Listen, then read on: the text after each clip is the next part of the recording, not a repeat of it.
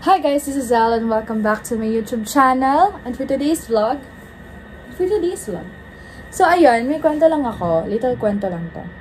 Okay, before anything else, hala, ang gulo ni ate ko. So ano kasi, this sem is OJT na ako kasi 4th year PS accountancy student. At super na-stress ako kasi super delayed na ako. Hindi pa ako nakakahanap ng company na pwede kong mapag-OJT yan. Bukod doon, nasa-stress din ako sa requirements. Kasi, obviously, wala pang akong company na na-applyan. So, nung Friday, nakiusap na ako sa HR ng pinapag-part-timean ko kung pwede ba na i-convert into OJT. Pumayag naman sila, wala namang problem. Pero, I have two reasons kung bakit ako nagda-doubt or bakit ako nagdadalawang isip. First reason is because I've been doing that job as an internal auditor of the company for over a year now. So, I feel like gamay ko na. So, hindi ko naman sinasabi na boring or walang thrill, but kumbaga, there will be nothing new to me. Parang ang mangyayari na lang is for the sake of requirements na lang, for the sake of grades na lang yung mangyayari. Pero wala akong mga new learnings, wala akong mga new experiences na makukuha. I want my internship to be something memorable, to be something like experience talaga. And aside from that is, syempre gusto ko na magkaroon din ako ng resume na from other companies as well. Yung parang ibang work experience naman siya, aside from auditing. And then, the second reason is because, parang dalawa na yung reason na nabanggit ko. Ang gulo. Pangalawa, mas stressful mag-asikaso ng requirements kapag hindi partner ng school ko or ng university yung company. So, parang, pag kasi partner ng company is, sila na yung magpa-process ng MOA and everything. Ayoko kasi nang nape-pressure ako. Ayoko talaga nang gipit ako sa oras. So, nung Friday, ito na nga. Dito pala mag-umpisa yung kwento ko, guys. So, nung Friday, worst comes to worst na ako eh. So, magpapapirma na ako ng endorsement letter sa aking OJT coordinator nung Friday. Tapos, pinost naman to ng school sa group page namin. So, ibig sabihin, partner nila. Tapos, wala lang. Nag-try lang ako. I mean, nag-try akong mag-send ng resume that exact moment to many different companies. Tapos, for some reason, nung nandun na ako sa faculty room, like, magpapapirma na lang talaga ako. Biglang nag-reply sa email yung company. Tapos, hindi sila nag-reply sa mga ibang nag-apply or I don't know, baka late lang. Nagdadasal kasi ako na sabi ko kapag hindi to napirmahan ngayon, baka sign na i-wait ko muna na ma-interview ako ng company na yun. And then, nung nandun na ako, mapapapirma na ako, hindi siya pinirmahan, guys.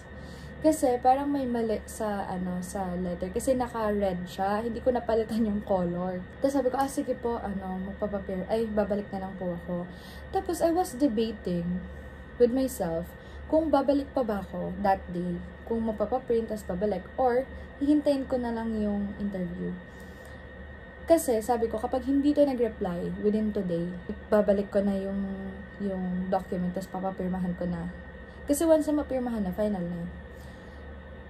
Tapos bigla siya nag-reply ulit, guys. So, feeling ko, baka sign na to ni Lord. Sobrang short sa time. Kasi nagganap ako ng weekends na 2 days akong walang tulog.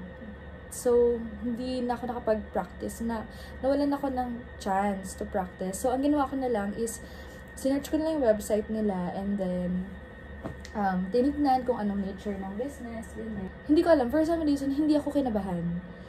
Hindi ako, parang feeling ko, this is my moment. Nag-go with the flow lang ako, tapos ganyan. Tapos ang sabi ng HR is, sa mga na-interviews daw nila, ako daw yung pinaka nag-stand out. Confident daw ako, ganyan. Tapos sabi ko na lang, kasi po, ang dami ko na po interviews na na-attend.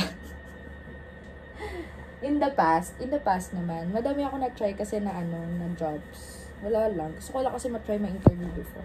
So, in short, tatanggap po ako sa aking OJT. And then, start na ako agad tomorrow. Ganun lang kabilis, guys. So, ngayon, after more than a month akong hindi umuwi dito sa Makati. It's almost 12 a.m. Kakarating ko lang dito sa apartment ko kasi malapit lang din dito. So, ngayon, nakikita ko na ang aking future na hindi na ako masyadong makaka-away sa aming bahay kasi nandito na rin ang aking OJT. At hanggang Saturday ang classes ko kasi I still have thesis every Saturday. Ay, hindi pala.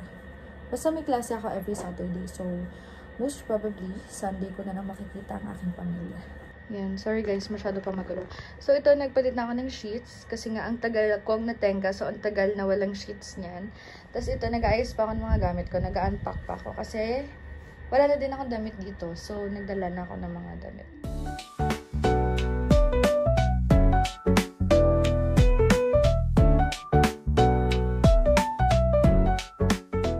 Hindi na ako nakapag-vlog. Pero 7 AM na. Nag-aantay na ako ng angkas ko. Kasi tamad ako maglakad.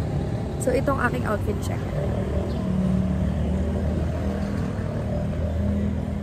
Alam ko, mag-breakfast muna ako kaya mas maaga akong umalas. Pero feeling ko hindi na siya maaga.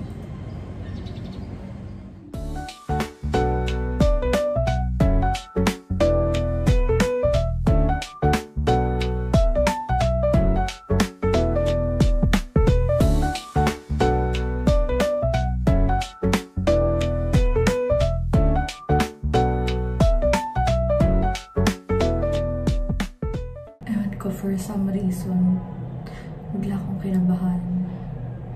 Kinakabahan ako sa first day.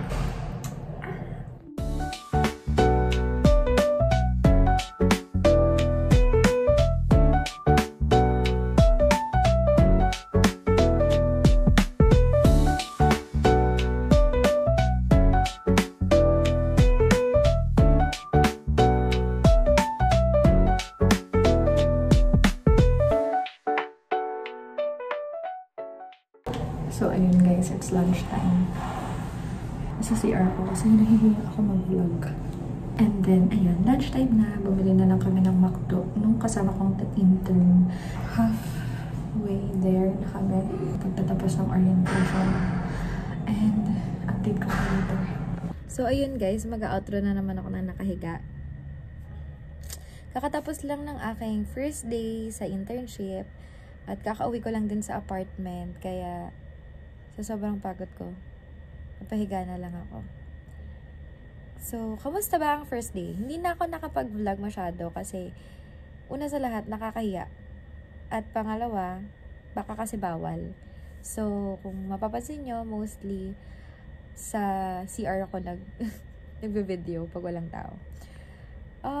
My first day went well. I was able to meet the other employees, not just in my department. I was able to meet the president and the CEO of the company. So, this is what I liked.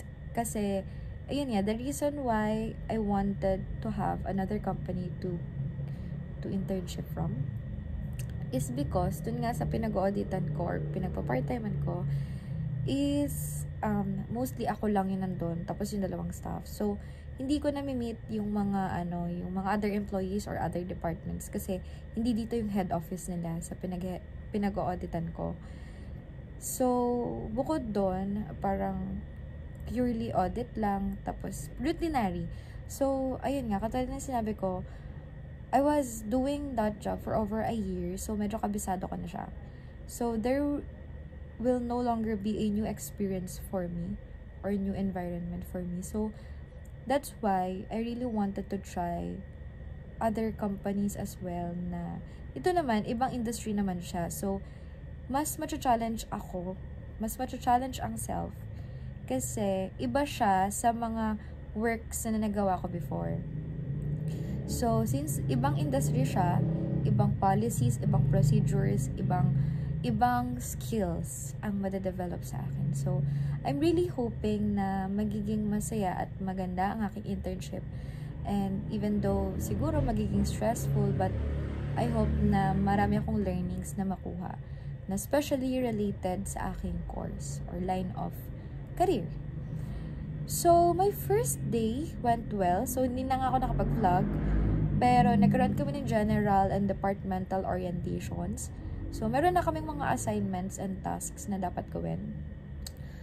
And, I was able to meet a new friend. Kapwa intern. Ito siya. Hi, I made a new friend. What's your name? Hi, I'm Mika. Nice to meet you.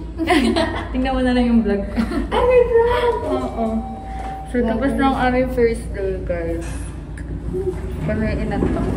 Yun lang. Yan. Tapos, nagulat ako kasi first time ko din siya ma-meet. Today lang. Tapos, yun nga, I found out na same university pala kami but different campus. Mas naging at ease ako kasi nagkaroon na ako ng, at least feeling ko, meron na akong kasama. Kapwa ka-intern na same university. So, we will be able to relate with each other, ganon. Ngayon ko na feel yung corporate world na, wow, ganito pala sa totoong buhay. Although, hindi pa to actual na totoong buhay kasi internship pa lang. Pero, I know na mas magiging challenging siya kapag actual work na siya or kapag actual employment talaga. Pero, I'm happy that I'm going to or I'm able to experience the corporate world itself. Literally.